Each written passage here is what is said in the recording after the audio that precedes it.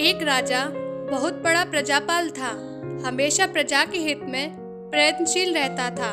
वह इतना कर्मठ था कि अपना सुख, ऐशो आराम सब छोड़कर सारा समय जन कल्याण में ही लगा देता था। यहाँ तक कि जो मोक्ष का साधन है अर्थात भगवत भजन, उसके लिए वह समय नहीं निकाल पाता था। सुबह राजा वन की तरफ भ्रमण करने के लिए जा रहा था कि उसे एक देव के दर्शन हुए। राजा ने देव को प्रणाम करते हुए उनका अभिनंदन किया और देव के हाथों में एक लंबी चौड़ी पुस्तक देखकर उनसे पूछा, महाराज आपके हाथ में यह क्या है? देव बोले, राजन यह हमारा बही खाता है जिसमें सभी भजन करने वालों के नाम है। राजा ने निराश युक्त भाव से कहा, कृपया देखिए तो इस किताब में कहीं मेरा नाम भी है या नहीं। देव महाराज किताब का एक एक पृष्ठ उलटने लगे परंतु राजा का नाम कहीं भी नजर नहीं आया। राजा ने देव को चिंतित देखकर कहा, महाराज आप चिंतित न हो, आपके ढूंढने में भी कोई कमी नहीं है। वास्तव में ये मेरा दुर्भाग्य है कि मैं भजन कीर्तन के लिए समय नहीं निकाल पाता और इसलिए मेरा नाम यहाँ नहीं है। उस दिन राजा के मन में आत्मग्लानि सी उत्पन्न हुई, लेकिन इसके बावजूद भी उन्होंने इसे नजरअंदाज कर दिया और पुनः परोपकार की भावना के लिए दूसरों की सेवा में लग गए। कुछ दिन बाद राजा फिर सुबह वन के लिए टहलने के लिए निकले तो उन्हें वही देव महाराज के दर्शन हुए। इस बार भी उनके हाथ में एक पुस्तक थी।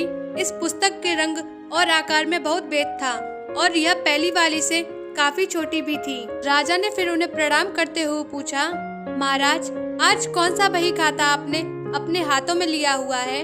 देव ने कहा, राजन आज के बही खाते में उन लोगों का नाम लिखा है जो ईश्वर को सबसे अधिक प्रिय है।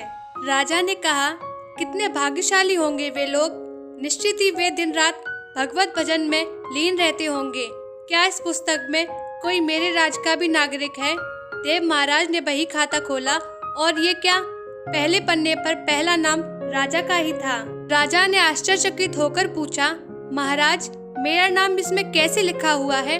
मैं तो मंदिर भी कभी कभार ही जाता हूँ। देव ने कहा, राजन इसमें आश्चर्य की क्या बात है? जो लोग निष्काम होकर संसार की सेवा करते हैं, जो लोग संसार के उपकार में अपना जीवन अर्पण करते हैं, तो लोग मुक्ति का लोभ भी त्याग कर प्रभु के निर्मल संतानों की सेवा सहायता में अपना योगदान देते हैं, उन त्यागी महापुरुषों का भजन स्वयं ईश्वर करता है। हे राजन तू मत पछता कि तू पूजा पाठ नहीं करता, लोगों की सेवा कर, तू असल में भगवान की ही पूजा करता है।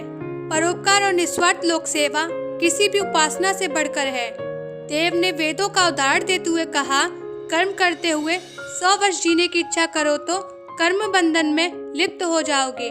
राजन भगवान दीन दयालु हैं, उन्हें खुशामद नहीं भाती बल्कि आचरण भाता है। सच्ची भक्ति तो यही है कि परोपकार करो, दीन दुखियों का हित साधन करो। अनाथ विधवा, किसान व निर्धन आज अत्याचारियों से सताए जाते हैं, इनकी यथाशक्ति सहायता और सेवा करो और यही परम भक्ति है। राजा को आज देव के माध्यम से बहुत बड़ा ज्ञान मिल चुका था और अब राजा भी समझ गया कि परोपकार से बड़ा कुछ भी नहीं है। जो परोपकार करते हैं वही भगवान के सबसे प्रिय होते हैं। मित्रों, जो व्यक्ति निस्वार्थ भाव से लोगों की सेवा करने के लिए आगे आते हैं, परमात्मा हर समय उनके कल्याण के लिए यत्न करता है।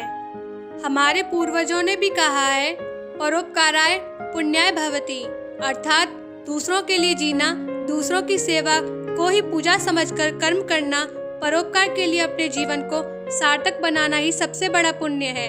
और जब आप भी ऐसे करेंगे, स्वतः ही आप वह ईश्वर के प्रिय भक्तों में शामिल हो जाएंगे। तो दोस्तों, आपको कैसी लगी हमारी कहानी? कमेंट करके ज़रूर बताएं। वीडियो को लाइक, शेयर और सब्सक्राइब कर लें।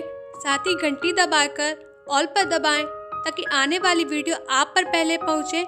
हम आपसे अगली वीडियो में मिलेंगे। धन्यवाद।